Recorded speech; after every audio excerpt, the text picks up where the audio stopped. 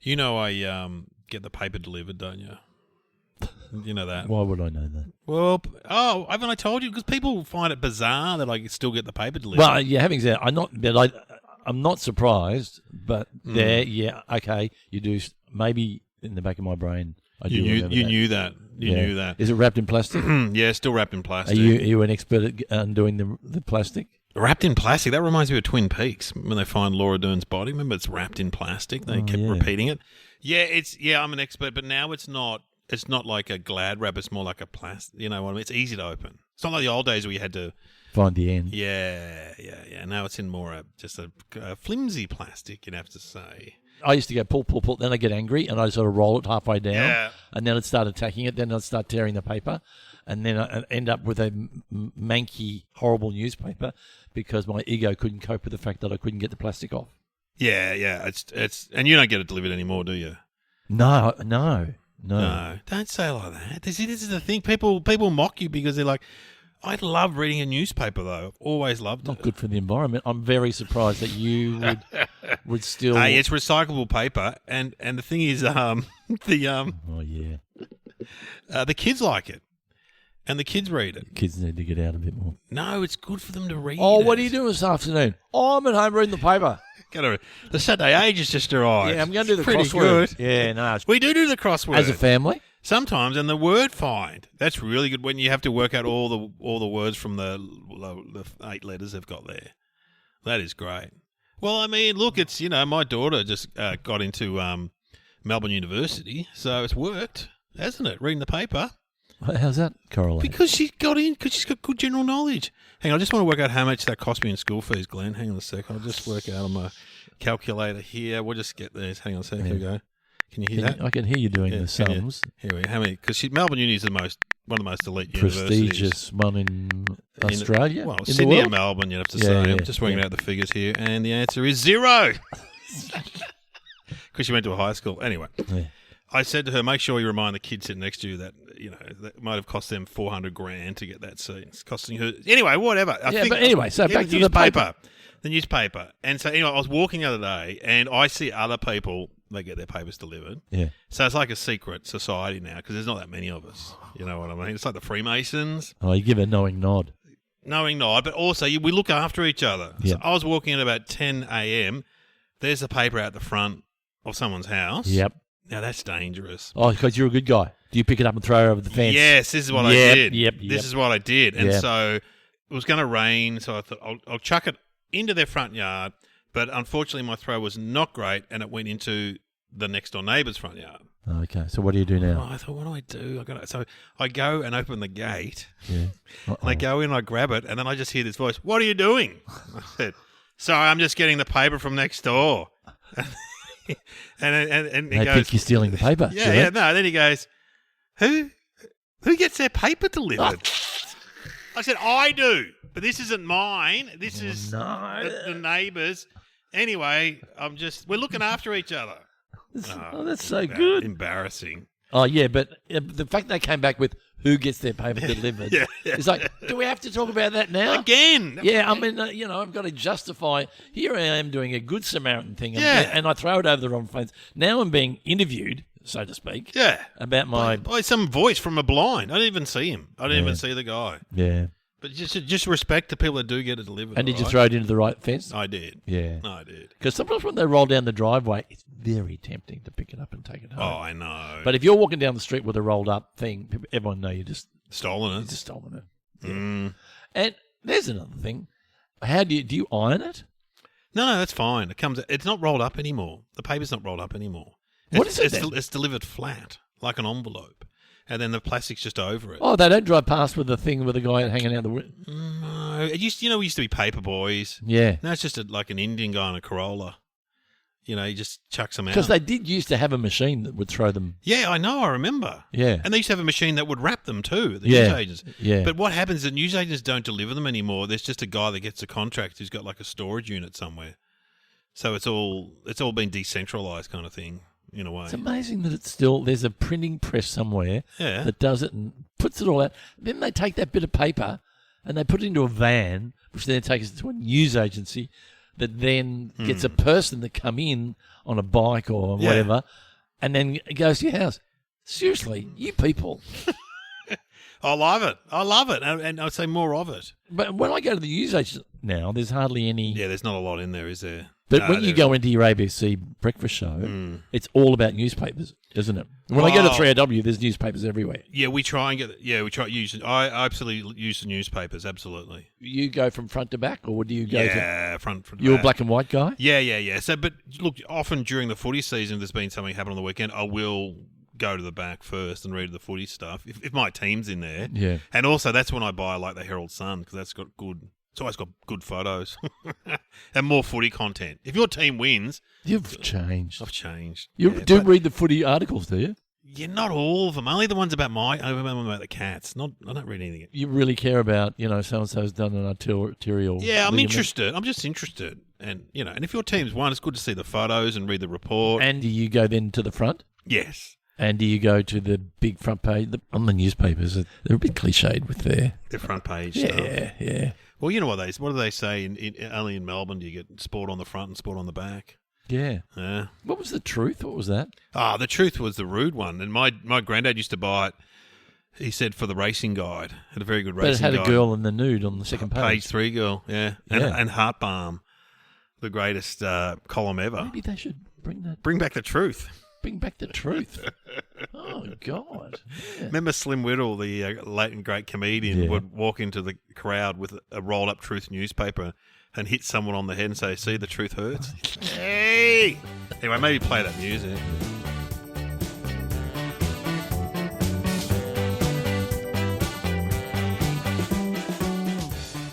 Welcome to Somehow Related. Now, please welcome your hosts Glenn Robbins and Dave O'Neill.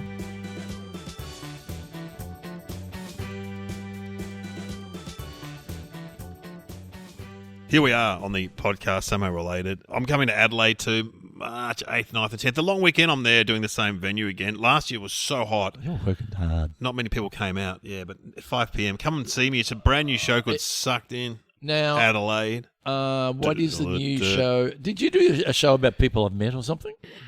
People I've... Oh, no, your hero, people that I admire. I know. Was that a different show to what you're doing now? No, it sort of runs throughout. There's a few different themes running throughout. And was I one of the people you admire? No. Oh, what?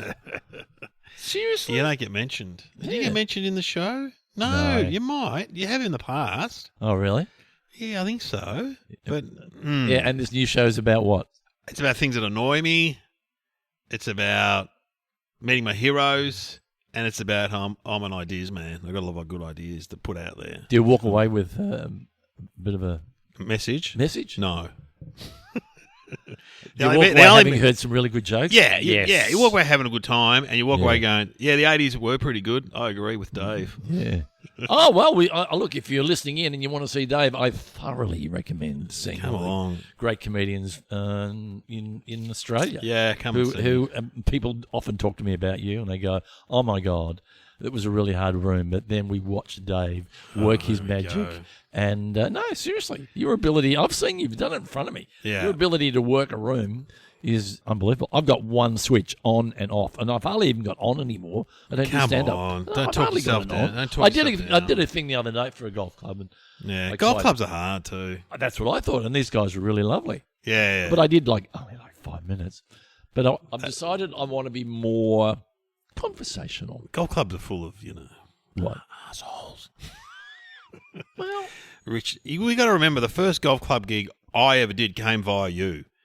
Was that only a couple of years ago? This is 10 years ago. Okay. You emailed me, some guy emailed me, said, "I'm Glenn's friend, can you come to this golf club?" And I said to you, "Are you doing it?" And you said, "No," because they're a bunch of wankers, I think you said.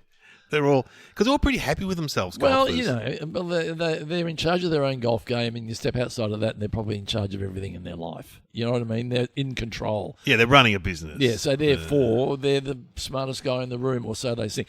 If you go to an exclusive golf, I was with a friend at a golf club, and he collapsed. Okay, heat stroke. All right. Oh, good. Now, at that point, we had surgeons, we had doctors, we had... Yeah, that's handy. In fact, to the point you could look at his ailment and go, I think I need a A heart surgeon. Okay, I'll take you, and I'll also, maybe there's a head injury there, I'll take a brain surgeon as well. Wow. Yeah, but we didn't. We just took him in the other room and gave him a drink of water and Yeah, you could have done that. yeah, put his feet up. Well, that's good. Yeah. That's good. And so you did a gig at a golf club, and it went all right. Yeah, it went all right, yeah. Well, I got approached in the toilets Oh. because I was stretching my groin, Yeah. and the guy walked in and said, "Do you want a hand with that?" He did. Inappropriate. I said, "Are you a physio or something?" Thinking that that's why he would help. He goes, "No, just a guy who's done a lot of stretching." Again, I've never seen gay porn, but I think that's how it starts. Yeah. Anyway, he did give me a couple of good stretches, like, a groin stretch. They did work, but anyway. And then I called him out of the crowd and all that sort of stuff. Ah, see, that's perfect. Yeah. That's topical. It's happening right there. Right, It'll yeah. never happen again. Yeah, so that's therefore- that guy right there. Yeah, And then he stood and said, "How dare you?" yeah. So it worked really well. It is funny when you point someone out and they don't like it. That's always awkward. Yeah, I know. Just move on quickly. Oh, isn't that more reason to go back to them? Oh, yeah, true. I did a golf club and there was a bloke with a mustache, the president or whatever. Oh, he had to go with his moustache? Yeah, he had the moustache and I kept calling him Colonel Mustard. Oh, Colonel Mustard's over here, said we can't swear, can we, Colonel? And he Fresh from the Cluedo board. Look at didn't him. like it? He sort of liked it, but could you tell he didn't like it? But 'Cause he said it was fine. I did a gig, I think I told this story, but I did a gig for Greg Norman, and I hung shit on Greg Norman. Oh, how'd that go? Not good. Nah, he wouldn't like it. The whole room was laughing, but Greg wasn't laughing. Yeah, that's funny, isn't So it? it tells you a lot, Well, no one would ever hang shit on him to his face. No. No. He's like a king. Yeah, he is the king. So, You're like the jester. Yeah. See? No, the joke I made was, Huge. I was doing it with Andrew Dado. There you go. Clang. I said to Andrew, ask me if I've met Greg Norman on stage. Yeah. And Andrew goes, have you met Greg Norman? I go, no, but I hear he's looking forward to meeting me a bit later on. It's pretty funny. Good joke. That's about you. Yeah. Really? Is that about him? And then I told the story about when I was driving to a golf club one day and a guy zoomed right up the back of me and I'm going, what's your problem, mate? And then and then he pulled around me at the lights. Yeah. And I looked across and it was Greg Norman. I'm serious. I'm not making this up. It was Greg Norman and I went, play through. Big laugh from the crowd. Yeah. Looked down at Greg. No. Nothing. Then Greg got up later on and someone must have primed him up because he then got up and went, I remember that day I was driving the golf course and I remember when you pulled up, you were in an old Vauxhall and you were dressed as an old man. No wonder you were so on the road. I'm going, Greg, don't do that. Don't. And they didn't get any laughs. Yeah, right. Who was he trying to say, Uncle Arthur? Yeah, he was trying to say I was Uncle Jesse. That's why I was driving so slow. And I'm going, Greg, just take it and move on. Anyway, Greg, let's get on to the longest drive, the auction. Yeah. Wow. We haven't heard that story before. Oh, yeah. No, I haven't heard it before. If I ever write a biography, which I won't, I haven't got any stories left. No, just listen to this. Yeah, Get we go AI for it. to write it for you. That's what I did. Let's get our topics. We had two topics. Got to work out how they're related. What are they, Sam? Tin miners and Cornish pasties. Hey, one of my favourite things. Tin. Love a Cornish pasty. I had one. We're recording this on Thursday. I had one on Tuesday. Yum. Well, I must admit. You got to get a good one though. Yeah, and how do you know? You try it once, then you go back. Yeah, well, if you've got a good shop, you know. There's two places I'd recommend in Melbourne. There's Keith's Pies in Richmond on Burnley Street because that's near where Nova used to be. I used to go there at 5 a.m, get a pasty and coffee for Brownie, sausage roll for Dino or whatever. Sam Pang never had anything. Naughty Chrissy, actually. Anyway, was there any? Is there any way you can tell a pie or a pasty is good before you taste it? The smell. Okay. The smell, and also when you open it up. And the other one is the Pieman Son in Heidelberg Heights on sort of Bell Street near my physio. They do a great pasty. That's where I had it the other day. Because this is what I do. Smell. As soon as I get the bag in my hand, I feel its bottom. I feel the pasty's bottom. And then I know straight away if it's got a really hard bottom, I go, that's been in the heater too long. Too long, yeah. You want a bit soft. I want it a bit soft. I don't. Yeah. And some people do like a bit of the flaky, crusty pastry. I don't. I want it soft. Okay, just take me through this. And then what do you do? Do you go back to your car? Yeah, I sit in the car and eat it. And do you leave it in the back? Yeah. Because otherwise you get flaky pastry all in your lap. Oh, you get a lot, don't you? Sometimes I take it home and eat it with a knife and fork, but sometimes I can't make it home. Well, you can't help yourself. Can't the smell. Yeah. Is a Cornish pasty got meat in it? Yeah. Right. I think just vegetable pasties are called veggie pasties. So Cornish pasties, they're from Cornwall in England. And are they... is Cornwall like mining? Yeah, there must be mining down there. There's I surfing. reckon I know the answer. You ever surf down there? There's surfing down there. I've heard that. Yeah. Yeah. Yeah. There's surfing down That's a good way. Hey, you're up to... Oh. Next time I meet a surfing person and you want to join in the conversation, I'll be talking... I won't feel left out again. You go, I hear that they surf at Cornwall. And I go, no, it's not the right time. When I was in England and we were on some freeway, sort of in the south of England, they had a Cornish pasty shop in like the car park of the service station. Yeah. And I thought, gee, it was good though. Great Cornish pasty I got there. How many could you eat in one sitting? No, these days one. Back in the old days, I reckon 2. My friend Bruce, it wasn't a pasty, but he had the big day of 3. Had 3 pies. Oh. And then Alex, friend of the show, I think when they had a pie shop in New York, I think he did 5. That's a lot of pies. It's a lot of pies. The Cornish pasties always been my number one choice in the bakery. I tell you what I don't like about Cornish pasties. Oh, here we go. Hey, I'm allowed to review. Yeah. I don't like the hard crusty bit on top. Oh, the ridge, the ridgy thing. No. I don't mind that. I like it to flap over and it's squeezed around the side. Have you heard that old joke about how the indentations? No. I'll tell you later. I'll tell you. It's a beauty. Oh, yeah. All right. Well, I love a Cornish pasty. So, hang on. So, I'm in the bakery. For me, it goes Cornish pasty, sausage roll, then a pie. What do you mean? As in order of preference? Yeah, and what I'd order. What would you order in a bakery?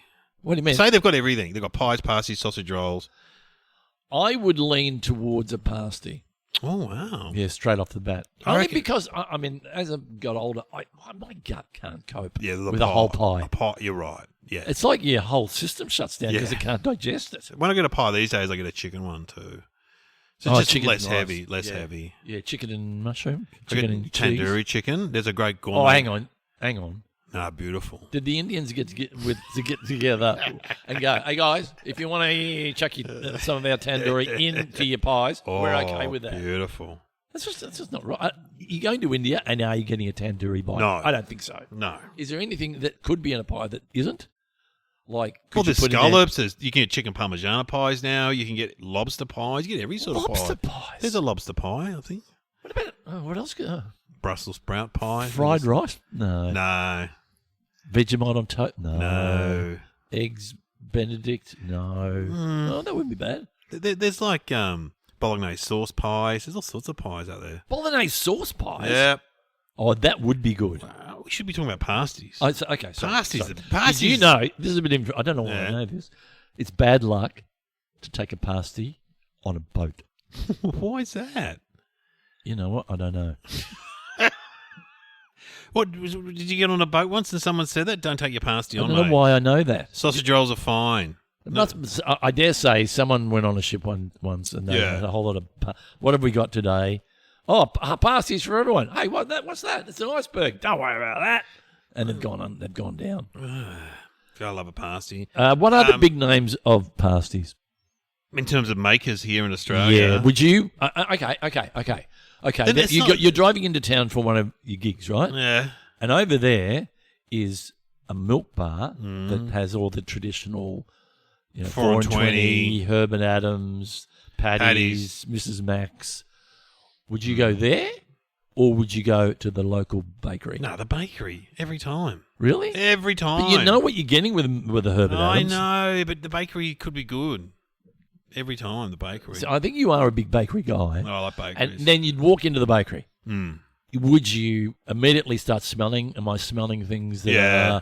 your smell would go off and go, I think I'm ready to risk, Sometimes if I go in and they're doing too many things. You're like, they're doing barmy, they're doing this, fried, they're doing everything. You say, You're like, yeah, I agree. Because if there's a whole lot of other stuff, you realise that maybe the pasties have been sitting in that pie warmer for a long time. and they're not known for their pasties. I mean, it's like when I see fish and chips and pizza. It's like, just do one thing. And do you, when you're picking your pasty, Do you go, I want that one there? No, the one second from No, the no, left. I'm not like that. I just, whatever. They're all. I am. all I go, I don't want it to be looking too hard. particular. Well, I want the good one there. Yeah, no, it's fair enough. You know what? We could speak to an expert in pasties because the guy. Don't tell me you know someone. Yeah, Pat at Pyman's son. I think his dad worked in Is pasties. this the guy that is near when you go to the physio? Yeah.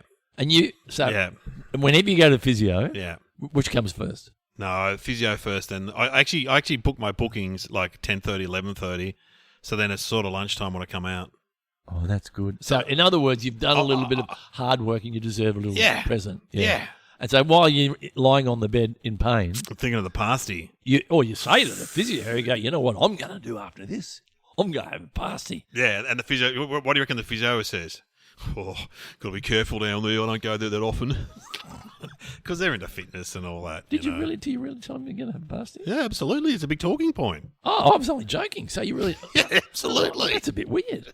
Not at all. And then I say to the receptionist, you know where I'm going? Yeah, we know where you're going, Dave. They all know. Well, they all know. They all know. Well, good for you. Anyway, let's ring. No, so he owns that shop. What, is he an expert? Well, he makes a great pasty, and his dad was a baker, had something to do with pasties. Should we call him? Please. All right.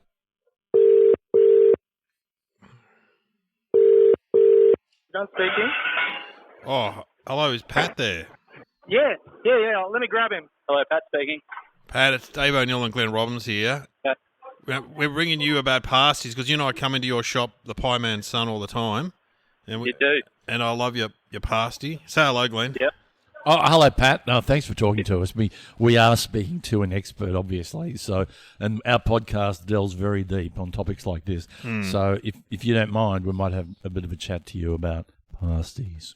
Absolutely. Thank you for having me on. What makes a good pasty, Pat? There's beauty in the simplicity of the pasty. With the Cornish, for instance, it's got less ingredients than any other product that we make. Wow. But there is, there's a real beauty in that. If everything's done well, beautiful pastry, it's 4 ingredients, minced beef, shredded potato, turnips, and onions, but it's timeless and it's absolutely delicious. Is it ratios? Is it important that the ratio is the same every time between the vegetables and the meat and the pastry? Because if you go too big on one, you can throw the whole thing out, correct? Yeah, absolutely. I mean, that goes for everything. If it's not balanced, it's not going to taste right. So, we make a big emphasis on making sure that everything's seasoned beautifully and cooked to perfection. Now, I do have a question. I must admit, I prefer a chopped vegetable over a, what do you call it? Grated vegetable. Yep. Do you have to have grated or can you just have chopped? Well, our roast veggie pasty has 9 different types of chopped vegetables, which is just beautiful. But our Cornish is all grated. Yeah, it's beautiful, Glenn. Yeah, what are you talking about? No, but sometimes you do get little bits of cube of potato sometimes on some pasties. Is that not Cornish pasty then? Certainly not our Cornish pasty. Oh, okay. And you come from a line of bakers, don't you? Because your dad was a baker, wasn't he? Yeah, keeping the theme of the Cornish pasty, my dad spent 3 years in Cornwall in his mid-20s and ate a Cornish pasty every day for lunch. And upon returning to Melbourne, he couldn't get Cornish pasties anywhere, so he set up his own bakery, Boscastle Pies and pasties and pastries, and that's where it all started. Boscastles? Yeah. Really? Yeah. They're big hitters in the world of pies and pasties. Yeah, so it had an enormous following in Melbourne and I guess throughout all of Australia. Does it still exist? Yeah, so 8 years ago, Dad sold it to Pasties, who own 4 and 20 and all the other pie companies. Yeah. And so we weren't allowed to make pies for a certain period of time, but yeah, we're back in the game and everyone's absolutely loving them. Yeah, Boscastle had a great pasty. They did a great pasty. Yeah, they did. Really good. Yeah. And so your dad sometimes works with you, doesn't he, Pat? Yes, he does. Yep. See? One of the originals. Yeah, he's in there. What time do you get up, Pat, to bake? I get up at 4:30. Whoa. Yeah. So, I mean, it's not crazy sort of bread baker's hours, but it's early enough. Now, can I ask you, with a Cornish pasty, do you have to squeeze the pastry consistently along the top, or can you go along the top or along the side? Because I err towards the along the side squeeze. For it to be called a traditional Cornish, I think they call it the old man Murphy fold on the top. Yeah, that's right. That's the most traditional way to fold a Cornish. Yeah, I thought so. Yeah. And would you be offended if I was to get one of your pasties and to get the sauce and squirt it, punch it in there and squirt it inside, or you would prefer it on the top? I go in the middle. No, I wouldn't squeeze it into the centre. I'd take a bite and apply the sauce per bite through the front door, sort of thing. What I do, I rip the point off one of the ends off, and I put sauce in that and eat that first. Whoa! But that doesn't go all the way through the pasta. No, it doesn't. You're right. Then I run out of sauce. Yeah, foolish. You've got to work out your methods. Got to keep them right. I think a Cornish needs sauce. I think it definitely complements a Cornish pasty, a bit of sauce. And are you a knife and fork guy or in the hand? I'll mix it up. Oh, wow. But are you sick of them? Or I mean, you bake a lot of different things. Are you sick of them yet, Pat? Or no, I try and limit myself to probably 2 a week. 2 a week, just to keep it interesting and fun. But I have a veggie pasty every Saturday. I just can't seem to shake it. I just love it. Oh, well, it's a good sign because you would understand if you're going, I'm around them all the time. I don't really want one. So it's testament to the quality of your item. Yeah, it's very tempting here to have one every day, but the waistline probably wouldn't like it too much. The Pieman's Son is in at the end of Bell Street in Heidelberg Heights, Glen, next to my physio. So yeah, 2 for 1. In there, you get your feet and your legs fixed up. In for a pasty, get your stomach fixed up. That's good. That's right. It's dangerous. I was very happy to hear that he'd had a boogie boarding accident recently. So I was back. We've been seeing a little bit more of him. What's his standard order? Does he have more than one item there? I want to know that. No. Do you only buy the one pasty? I sometimes buy a cake or something, but I normally just buy a pasty. Yeah. Yeah, just generally just a Cornish from Dave. Yeah. Nice. Eat it in the car on the way. Oh, it's the best. Yeah. Hey, thanks, Pat. Thanks, Pat. No worries. Thanks, Dave. Thanks, Glenn. Thanks for having me on. Keep up the good work. Informative. See? Informative. All right, so tin mining. I don't know much about it. Do we still do? I think we do it in Tasmania, don't we? Yeah, there is tin mining in Tasmania. I think you're right. And we've done mining before, but we just did general mining. We did mining and tacos because they invented, you can't remember. No. I barely remember, but I know we've talked about mining before. Tacos was a food that they would have taken down in the mine? Yeah, in the mine. Yeah. So maybe pasties is the same. Yeah, it's a food that you can fit in your hand, one-handed food. Like dim sims would to go in the gold mines, weren't they? Yeah. It's funny, isn't it? How we put things in little packages like that. Yeah, it is funny. Yeah. When I think of tin mining, I think more of Chile and places like that where they still do a lot of tin mining. They probably still tin mine in Australia. Yeah, like Tasmania. Tin is a soft metal, isn't it? Yeah, I'll go with that. And is a tin can tin, or is it metal covered in tin? No, that's tin. It's all tin. Well, isn't it? I thought it was metal covered in tin. Remember you used to get soft drink and beer in tin cans before aluminium was really hard? Yeah, and you couldn't do the thing where you put on your forehead. No, they're really hard. You could turn them into stilts, though. I was thinking the same thing. And now we just get like tin tomatoes, tin corn. That's where the tin comes into. It's used for soldering. Oh, it is used for soldering. So that's a hot thing, and it melts it. Melts the tin. Yeah, like a onto little thing, and it joins it. My dad used to solder. My brother used to solder. So that's for wiring. Electronics. Yeah. With the electronic kit, you get the soldering iron. The Tin Man. Hey, Wizard of Oz. The Tin Man. He got sick from that. That makeup they put on him, that silver makeup, was just really full on chemicals, apparently. Well, I in Kath and Kim, I got dressed up as a really fat man from the future. I remember that. And I was covered in latex. Yeah. I got sick. You got a reaction? Yeah. I felt like I was getting the flu, and I just felt, and it's because my body wasn't breathing. Oh, wow. So I had this all over my face, and then I had the fat suit all over my body. And I thought, I'm coming down with something. And then I took it off, and it all went away. You're fine. I'm fine, yeah. So I work hard for my industry. You too. So does tin rust? Yeah, eventually. I think it does, Eventually it does, doesn't it? And what has tin got to do with aluminium and pewter? Yeah, I don't know. I'm no expert on tin. But pewter is in line with tin. I want to know about it because we keep on being told we get it wrong. And by the way, I'm trying really hard. Sorry to all those people that say I'm not talking loud enough. I'm trying really hard. But you've got a cold too, which doesn't help. Yeah, that makes me sound a bit more. A bit husky. How you doing? How you going, sweetheart? Oh. All I know is that mining advances. Mining, the way they get the minerals out of the ground, is constantly being improved. Because I did this gig at the Ballarat Turf Club, whatever, the Ballarat, and I sat next to these guys, and I said, "What do you guys do?" And they said, "We're miners."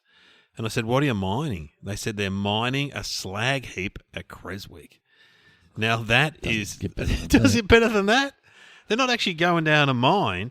They're mining a huge mountain. What is a slag heap? The slag heap is the refuse from the mine. Ooh. So it's all come up from the ground, and they've extracted the gold and whatever out of it, and they've dumped it in a big pile. Yeah. Now you can go through that pile and get extra stuff out. How's that? It's like going through the leftover fried rice the next day, getting the bacon out. Oh, a bit of that. What, they've only realised that of late? Yeah. Well, and how do they go through it? Put it on a vacuum cleaner on it. Good question. How do they do it? With a rake. They must have some machinery where they put it on a conveyor belt and, I don't know, something picks that. I don't know. You know, I should have asked them that, should I? I should have asked them. Yeah, but then again, you might have been that interested. I actually moved table to sit with some women. I remember that. I'm like, oh, yeah, okay. Yeah. I better go. Anyway, guys. Good luck with the slag heap. Yep. I got to talk to the ladies over here. Hello, ladies. I got a bit of interesting information for you. Okay. Did you have, when you were a kid, I'm going to take you back now, did you have a biscuit tin? Yeah. And what was it like? Did it have a print on the outside? I think it was an old biscuit tin. But it was like a big as like a... Yeah, like a round or a... And it was round. Maybe an artist one or a... Is that how biscuits came? Oh, you can still get biscuits in Yeah, you can, and the Dutch cream ones, the shortbread. The shortbread ones that teachers get at the end of the year as a present. Kieran's dad was a teacher, and she said they got like 5 tins a year of these Dutch biscuits. Well, yeah. The good thing is, I suppose you can put them to the side, and then they won't go off, will they? You know, yeah, they keep forever. They'll keep for a while. They haven't expired ever. They'll keep for a while. The worst present, a teacher told me once they got were framed photos of the children. Imagine giving your framed photos of your own kids to the teacher. That's weird. What is wrong with you? That's ego. Having said that, I walk around my house sometimes and I go, why have we got pictures of ourselves everywhere? Yeah. Do you have pictures of your family in your house?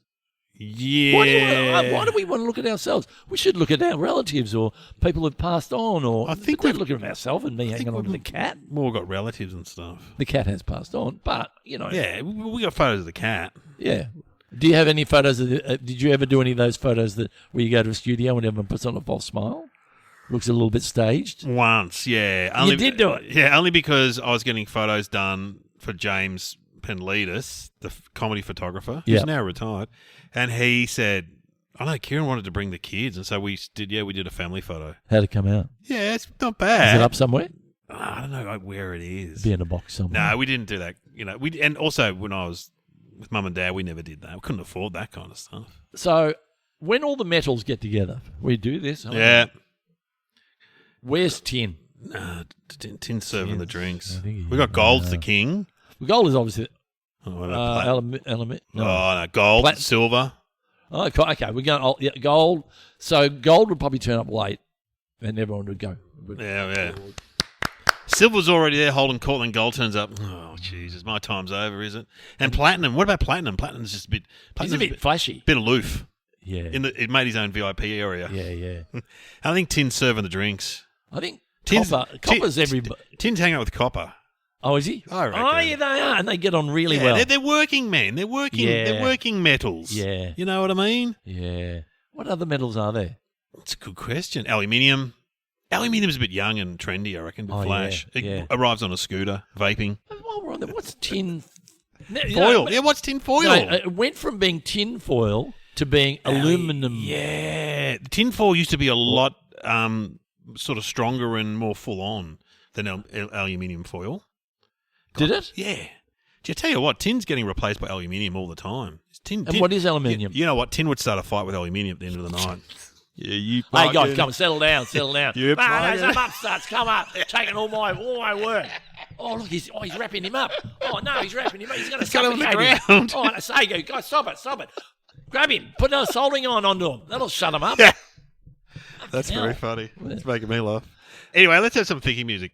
Yes. Okay, miners, pasties. There's not really pasty ads. There's a film called The Coal Miner's Daughter. Oh, great movie. Sissy Spacek. And is it a biography? I think it is about Laura. No, I don't want to get it wrong, but it's about a country singer. Yeah, we can have the trailer of that. Yeah. Or we could have... you know who used to do good coal mining sketches was Monty Python. They often did. Yeah, they did. Yeah, they did Yorkshire blokes, like, when I was young. What was it? There's one funny one where it's a reversal. So normally the guy working in the mine. The old man's working in the mine, and then the son comes back who's like gone into advertising or accountancy. Yeah. And the old bloke's like, "What are you doing? You don't know anything about work." But this one, the old bloke's a playwright, and the son's got a job in mining. That's good. It's very funny. I was laughing at it the other day. Bit of a timeless sketch from Monty Python. Yeah, the classic twist where imagine the old bloke sitting there in like working class gear, and the son's wearing a suit. He comes in with nice hair. I think it's Eric Idle and some of the classics in there. Let's have a listen. How are you liking down the mine, Ken? Oh, it's not too bad, Mum. We're using some new tungsten carbide drills for the preliminary coalface scouring operations. What the bloody hell's tungsten carbide drills? It's something they use in coal mining, Father. It's something they use in coal mining, Father. You bloody fancy talk since you left London. Not that again. Is that a hard day, dear? His new play opens at National Theatre tomorrow. Oh, that's good. Good? What do you know about getting up at 5 o'clock in the morning to fly to Paris, back at the Old Vic for drinks at 12, sweating the day through press interviews, television interviews, then getting back here at 10 to wrestle with the problem of an homosexual nymphomaniac drug addict involved in the ritual murder of a well-known Scottish footballer? That's a full working day, lad. Very funny. Okay, so answer. I'm going to... You go. Well... I'm going to go obvious. Cornish pasties. I'm going to go in the dim sim line. Were invented by tin miners. I think it was, well, Cornish pasties, is there mining in... Cornwall? Cornwall, who knows, probably is. And it was invented so you could drop it down a mine and it wouldn't break. There you go. Oh, I'm just going to say it was invented by Cornish tin miners. But isn't that what I'm saying? I think we're both saying the same thing. What is the answer, Sam? The pasty began over 300 years ago to meet the needs of Cornish tin miners who needed a simple, hearty meal. Mining was once a thriving industry in Cornwall, and at that time pasties were baked by the wives and mothers of the tin miners. Pasties were made with a thick crimped edge along one side so the miners could use the crimp as a handle to hold on to while eating. In a mine, the pasties' dense, folded pastry could stay warm for several hours, and if it did get cold, it could easily be warmed on a shovel over a candle. Wow. There you go.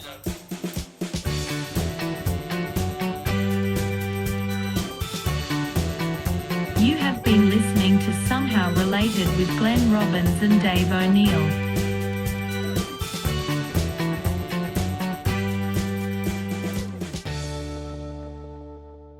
It reminds me because when I was in Scouts, I used to go away and you weren't very well fed in Scouts. No.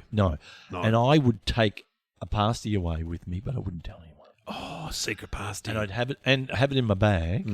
And every day, I would just go and have one bite. Yeah. So it'd get me through the day. And better than a pie, because a pie would be too sloppy. But a pasty... and the vegetables probably don't go off. No. So I'd have this pasty there waiting for me whenever I got a little bit hungry. Hey, where you going, Glenn? Oh, no. I'm just going to get something. I said, don't tell anyone about it. He's got a pasty! He's got a pasty! Quick, get him! Hold him down! Give me a bite of that! Food shit here! Come on! Let's get him! All right, my joke. Okay.